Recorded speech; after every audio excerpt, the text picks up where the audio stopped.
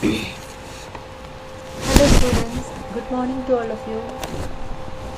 So we were learning circulatory system in human or transportation in human beings. In the transportation in human beings, the system which is functioned is circulatory system. In circulatory, the organs of the circulatory system are already discussed. Heart, blood vessels and blood. These are the organs of the circulatory system. These organs, one by one we have seen. Heart, the function of heart, the structure of heart and function of it we have seen, and after that we have seen the blood, its components. The components of blood are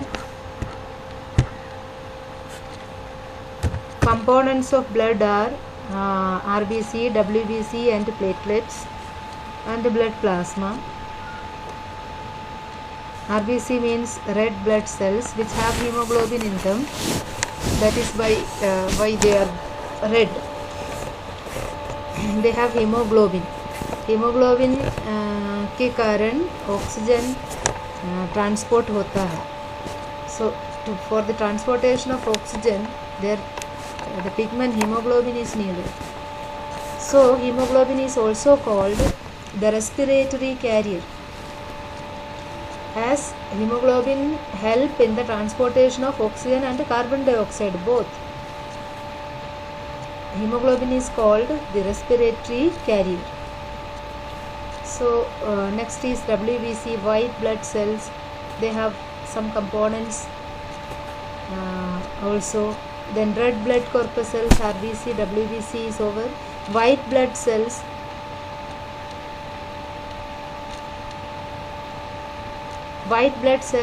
and platelets.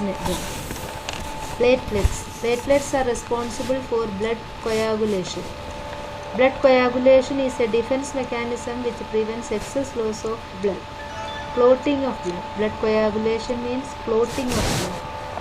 Platelets help in the clotting of blood. They are the solid component and they prevent the loss of blood by coagulation, any clotting, in case of any injury. So you can see here the circulation of blood through the heart. This is also we have learned in previous video. They are double circulation. In one complete cardiac cycle means one complete cycle of blood circulation, the blood is pumped 2 times from the heart. In one complete circulation, in one complete cardiac cycle, blood is pumped 2 times from the heart. So it is called double circulation.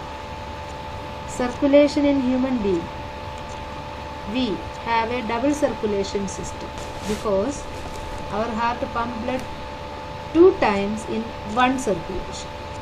How is it happen? I again explained in previous video, and once again I am explaining it here. Here there is a flow chart, a symbolic diagram is here. So a flow chart is also given here, a flow chart. This is a flow chart and this is a symbolic diagram showing double circulation. These are the right and left chambers of the heart. This is atrium. The upper chambers are called atrium and lower chambers are ventricles. Ventricles are little more than the atrium. Atrium are also called auricles. Atrium are also, the other name of atrium is auricles. So right atrium and left atrium. The difference is that in the right atrium and right ventricle, the deoxygenated blood is filled, and in the left atrium and left ventricle, oxygenated blood is filled. So from where this deoxygenated blood comes? This deoxygenated blood is coming from body parts, from body parts, from the lower part of the body and from the upper part of the body. See, this diagrammatic representation is very simply represented. Very simply, you can understand it very well through this diagram. From the body parts, from the lower part of the body and from the upper part of the body, the veins, vena cava, the main vein, superior vena cava and inferior vena cava, bring blood to the right atrium. From the right atrium it is poured to the right ventricle, and from the ventricle the blood is pumped through the pulmonary artery. The blood vessel that carry blood away from the heart to the lungs is called pulmonary artery. This pulmonary artery brings the blood to the lungs, and in the lungs there are alveoli. The respiratory units are called alveoli. In these alveoli there are so many blood vessels. Inside the alveoli there is air, but the walls of alveoli, the covering of alveoli contains so much blood vessel in it. Pulmonary artery bring blood in the alveoli, and here the capillaries are there. Capillaries contain both veins and arteries. The branches of veins and arteries both are there in capillaries. They take the blood and they exchange carbon dioxide and oxygen.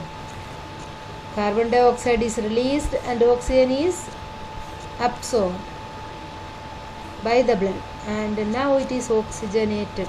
When the blood absorbs oxygen, when the blood gets oxygen, it is called oxygenated blood. This oxygenated blood is gone through the pulmonary vein.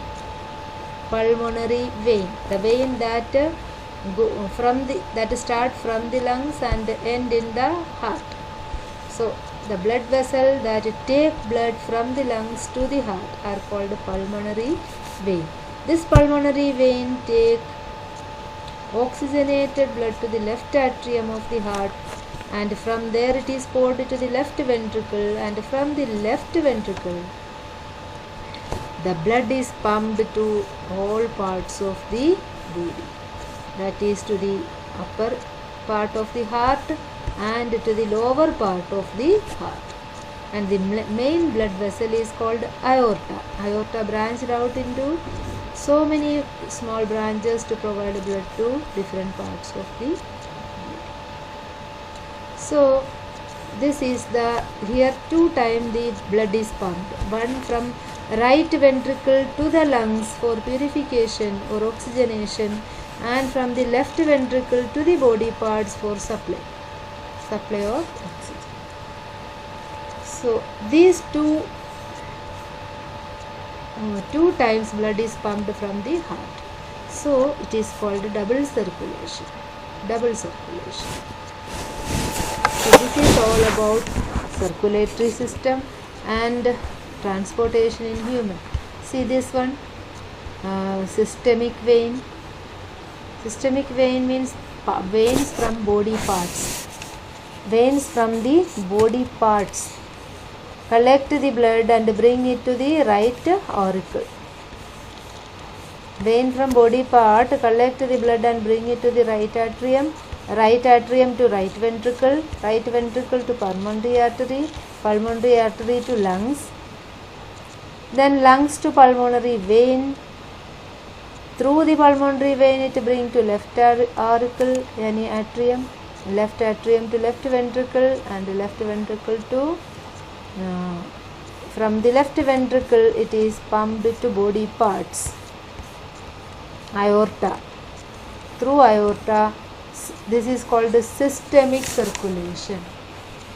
When blood is transported or pumped to the lungs from the right ventricle, when blood is pumped to the lungs from the right ventricle